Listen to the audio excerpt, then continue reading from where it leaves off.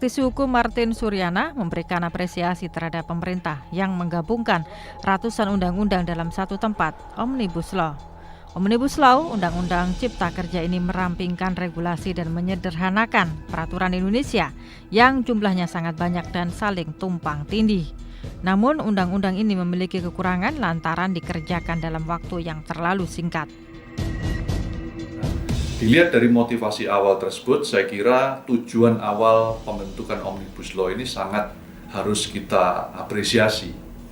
Hanya persoalannya karena ini menyatukan berbagai macam peraturan perundang-undangan, kalau saya tidak salah ada 79 undang-undang, ada ribuan pasal yang harus disatukan, ada ratusan peraturan pemerintah, peraturan menteri, dan lain sebagainya, termasuk peraturan di tingkat daerah, dalam waktu yang relatif singkat. Menurut hemat saya, ini yang harus menjadi catatan penting, yang dikhawatirkan akan menjadi hal yang bersifat negatif. Apa itu? Karena tujuan awalnya adalah supaya peraturan itu tidak saling tumpang tindih, tidak saling berbenturan. Nah, namun karena dikerjakan dalam waktu yang relatif singkat, dan mencakup berbagai macam aspek peraturan perundang-undangan, maka dikhawatirkan akan terjadi permasalahan-permasalahan baru atau keruwetan-keruwetan baru apabila peraturan perundang-undangan yang disatukan tadi tidak di manage demikian rupa, tidak dipersiapkan dengan baik. Nah, ini yang kita khawatirkan. Jadi ada plus dan minusnya. Sementara itu, pakar hukum tata negara Universitas Negeri Surabaya UNESA, Hananto Widodo, menyebut DPR terlalu tergesa-gesa mengesahkan Omnibus Law, Undang-Undang Cipta Kerja ini. Pasalnya DPR ini mengubah 79 undang-undang dalam satu undang-undang besar yang seharusnya dilakukan secara hati-hati dan tidak tergesa-gesa. Itu terdiri atas 79 undang-undang. Omnibus itu memang kelebihannya itu dia itu secara teknis itu melakukan simplifikasi sehingga lebih mudah ya. Yang kedua adalah terkait dengan harmonisasi peraturan perundang-undangan.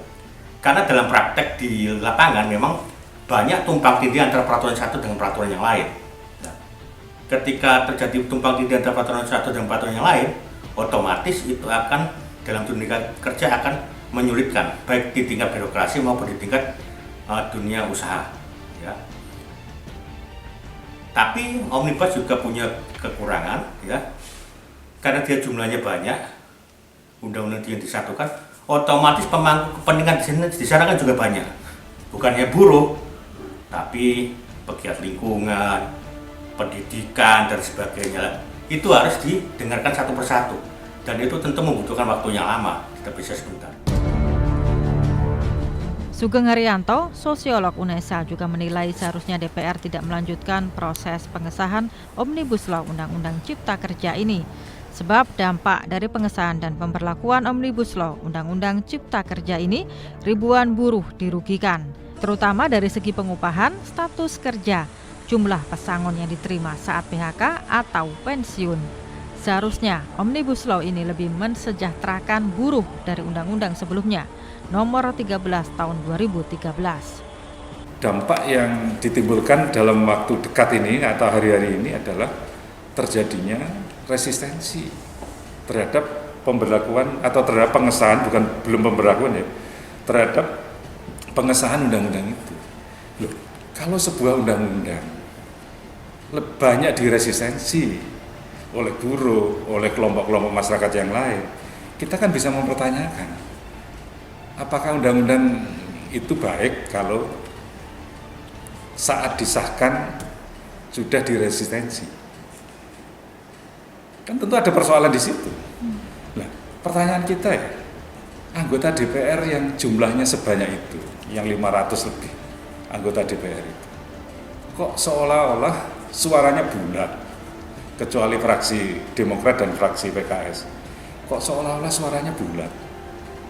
Ya, mereka itu mewakili siapa?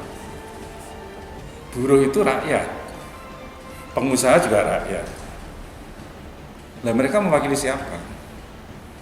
Nah, ketika buruh sudah menyuarakan sejak lama loh Mbak itu. Buruh menyuarakan sejak lama bahwa undang-undang itu lebih banyak merugikan buruh dan lebih banyak menguntungkan pengusaha. Tapi kok tidak didengar? Sampai disahkan pun apa yang menjadi keberatan dari para buruh itu tetap saja ada di dalam undang-undang itu. Itu artinya lembaga legislatif, para anggota dewan, para anggota DPR itu aspiratif enggak terhadap aspirasi-aspirasi kepentingan-kepentingan masyarakat seperti buruh itu. Ini yang diatur kan buruh, Mbak, salah satunya. Loh, kalau yang diatur buruh itu melakukan resistensi, artinya kan buruh banyak dirugikan.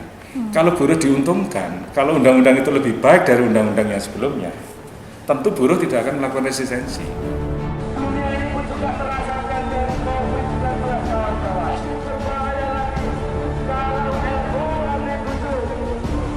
Kalian masih mau percaya kepada pemerintah, kawan-kawan? Hei, semuanya baik. Disahkannya Omnibus Law Undang-Undang Cipta Kerja membuat ribuan mahasiswa dan para buruh di Jawa Timur melakukan aksi unjuk rasa.